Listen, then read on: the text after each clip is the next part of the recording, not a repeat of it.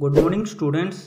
तो इस वीडियो में हम बात करने वाले हैं कि जीएनडीयू के एग्ज़ाम्स में स्टूडेंट्स की सप्ली क्यों आती हैं और वो पासिंग मार्क्स कैसे ले पाएंगे।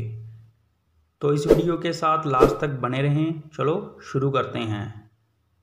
तो जीएनडीयू एग्ज़ाम्स में सप्ली आने का मेन रीज़न ये होता है कि स्टूडेंट्स पूरा पेपर अटेंड ही नहीं करते, चाहे वो 100 मार्क्स का हो या 50 मार्क्स का या फिर कितने भी मार्क्स का आपका पेपर होता है, वो पूरा पेपर अटेंड ही नहीं करते।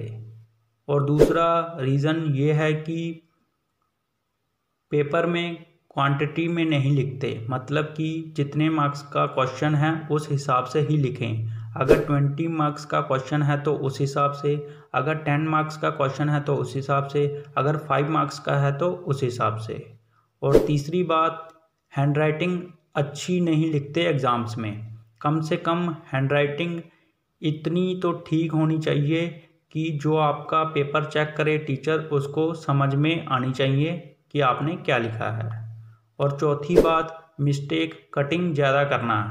अगर आप कटिंग ज़्यादा करोगे पेपर में तो टीचर जो आपका पेपर चेक करेगा उस पर आपका इम्प्रेशन अच्छा नहीं पड़ेगा।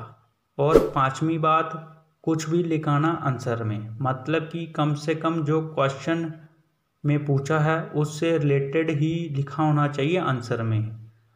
तो ये कुछ बातें थी जिनकी वजह से सबसे ज़्यादा स्टूडेंट्स की सप्ली आती है। तो आपकी इन्हीं बातों का सल्यूशन ये है कि हमेशा पूरा पेपर अटेंड करके आएँ एग्ज़ाम में। और अगर 20 मार्क्स का क्वेश्चन है तो ज़्यादा लिख के आएँ, अगर 10 मार्क्स का क्वेश्चन है तो मीडियम लिख के आएँ, अगर 5 मार्क्स का क्वेश्चन है तो शॉर्ट में लिख के आएँ। और हैंड राइटिंग एकदम साफ रखें, स्पेशली एग्ज़ाम्स की स्टार्टिंग की शीट लिखते टाइम। बाद में एंडिंग तक जाते जाते अगर अच्छी ना भी हुई तो कोई बात नहीं, पर इतनी भी ख़राब मत लिखना कि चेकर को समझ में ही ना आए। और कम से कम मिस्टेक करें एग्ज़ाम लिखते टाइम, स्पेशली स्टार्टिंग शीट्स में।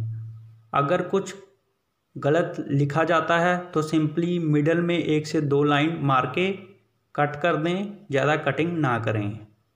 और कम से कम जो क्वेश्चन में पूछा है उससे रिलेटेड ही लिखें आंसर में। तो इन सब बातों का आपने ध्यान रखना है, तो आपकी सप्ली बिल्कुल नहीं आएगी जीएनडीयू एग्ज़ाम्स में। तो आप तब तक इस वीडियो को लाइक कर दो, शेयर कर दो बाकी स्टूडेंट्स के साथ, ताकि उनकी भी हेल्प हो जाए।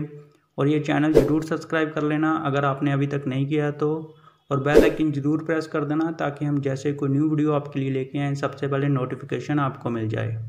Thank you.